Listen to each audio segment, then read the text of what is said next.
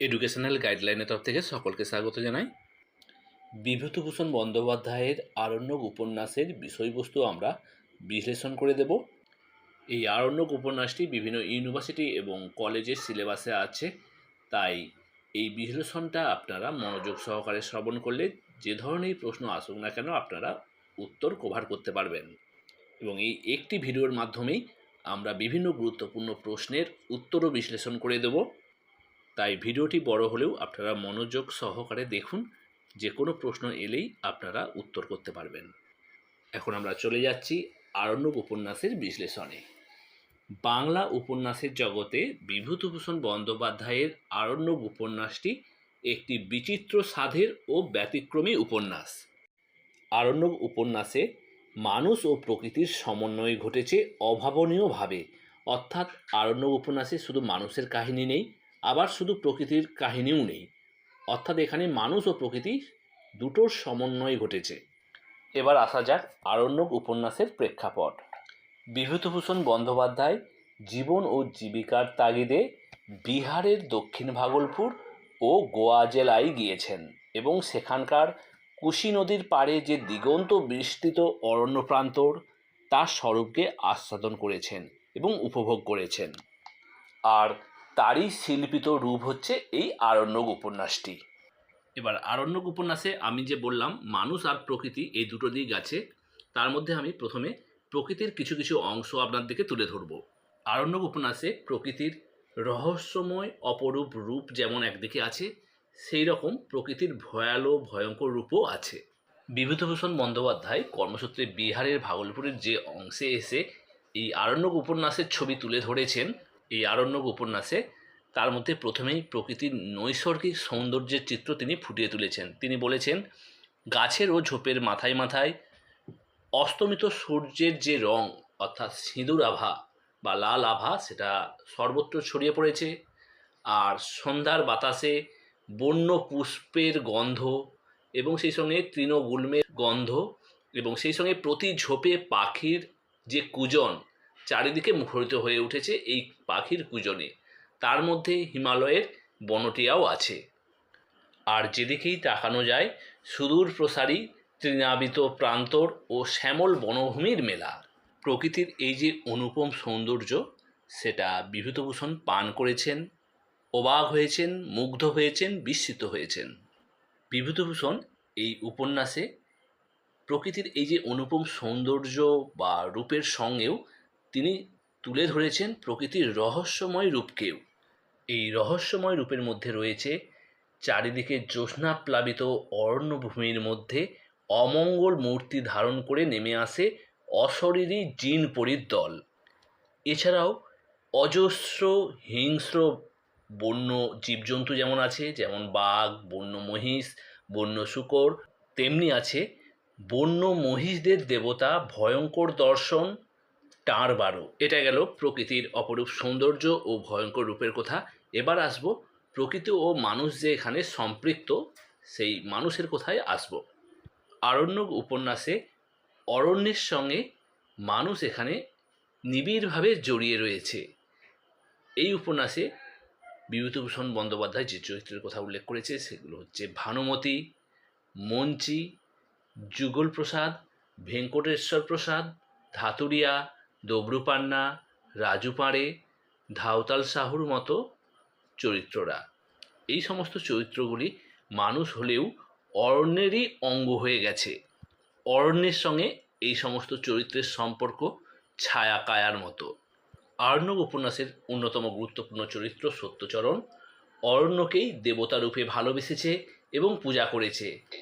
আরণ্যক উপন্যাসটি 18টি পরিচ্ছেদ ও 72টি পর্বে বিভক্ত এবং উপন্যাসের কাহিনী, ঘটনা, চরিত্র সবই অরণ্য ও অরণ্য জীবনের সঙ্গে গভীরভাবে সম্পৃক্ত। ফলে আরণ্যক উপন্যাসে অরণ্যের কথা আর মানুষের কথা এক হয়ে গেছে। মোটামুটি সংক্ষেপে আমি আরণ্যক উপন্যাসের বিষয়বস্তু সম্পর্কে একটু ধারণা দেওয়ার চেষ্টা করলাম। এবার আরণ্যক উপন্যাস থেকে যে সমস্ত গুরুত্বপূর্ণ প্রশ্নগুলো পরীক্ষায় আসে সেগুলো আলোচনা করব।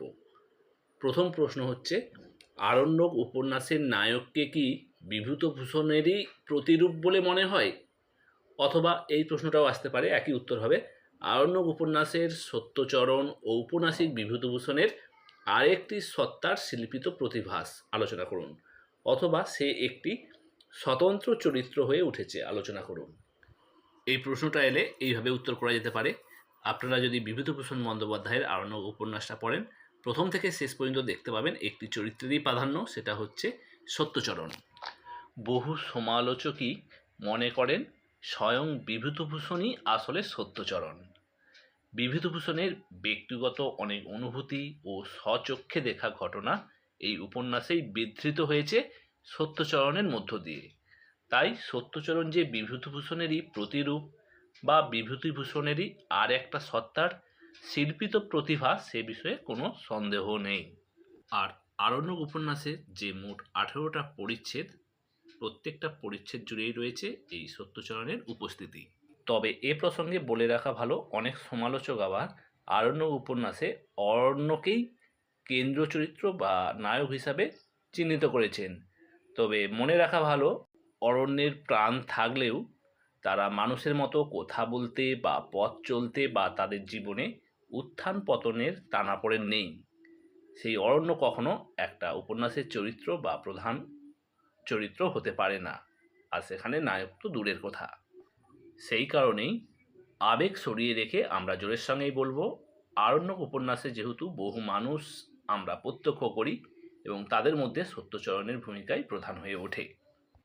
সত্যচরণ যেহেতু শহরের মানুষ ছিলেন, কর্মক্ষেত্রে একবারে প্রান্তিক এলাকার অরণ্য পরিবেশে উপস্থিত হয়েছে। প্রথম দিকে এই অরণ্য পরিবেশে তিনি সহজেই মানিয়ে নিতে পারছিলেন না, অনেক অস্থিরতা তৈরি হয়েছে অরণ্য পরিবেশে।